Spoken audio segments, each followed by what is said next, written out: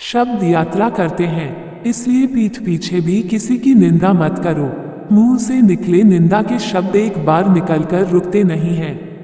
वे यात्रा करते हैं और यात्रा करते शब्द कब अमुक व्यक्ति तक पहुंच जाएंगे, आपको पता ही नहीं चलेगा। शब्द उस तक पहुंचे नहीं कि दुश्मनी शुरू। और हाँ, हो सके तो पीठ पीछे दुश्मन की तारीफ करना सीखें।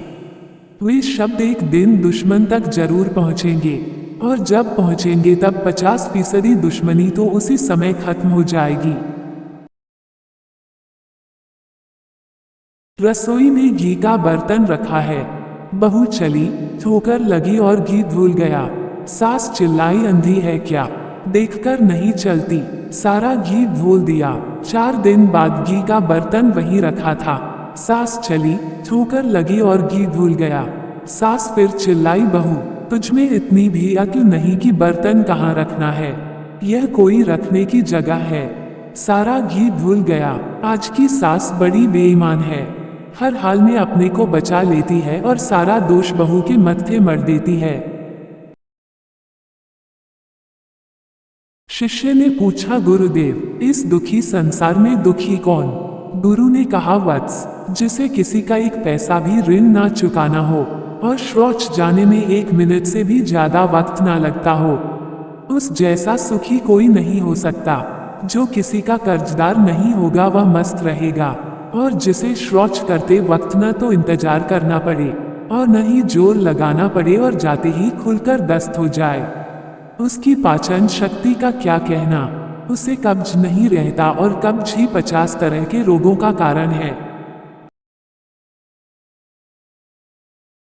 आज रक्षाबंधन पर्व खतरे में है। यदि देश में कन्या भ्रूण हत्या की दर इसी गति से बढ़ती रही तो वह दिन दूर नहीं जब रक्षाबंधन का अस्तित्व ही नहीं रहेगा, क्योंकि भाइयों की कलाई पर राखी बांधने वाली बहनें ही नहीं होंगी। तो फिर राखी कौन बांधेगा, और राखी के बिना रक्षाबंधन पर्व का क्या महत्व रह जाएगा। माँ बाप ही निर्दयी होकर कन्या को भ्रूण में ही खत्म कर घरों को कत्लगाहों में तब्दील कर रहे हैं। याद रहे, भ्रूण हत्या को रोकने के लिए यदि हम जागृत नहीं हुए तो भारतीय संस्कृति, मूल्य और परंपरा सब नष्ट भ्रष्ट हो जाएगी। मैं संप्रदायवाद और पंथवाद को नहीं मानता। मुझसे लोग पूछते हैं कि आप तेरापंथी हैं या बीसपंथी या अन्य कौन से पंथी हैं। मेरी समझ से साधु का कोई पंथ नहीं होता, और यदि कोई पंथ होता है तो वह है वीतराग पंथ। वीतराग पंथ सभी पंथों, ग्रंथों और संतों में श्रेष्ठ है, जिस पर चलकर ही हम अपना, समाज का और विश्व का कल्याण कर सकते हैं। साधु का पंथ नहीं होता, साधु का पथ होता है मुक्ति पथ। जीवन की साधना कुछ इस तरह बनाएं कि हर हाल में मस्त रहें। फूल अर्थी पर चढ़े या मंदिर में, हर हाल में महकता है। धुआं हवन का हो या कफन का, धुएं के रंग में कोई फर्क नहीं पड़ता। जीवन में कभी आपत्ति आए तो कठोर बनकर जीना, और संपत्ति आए तो कोमल।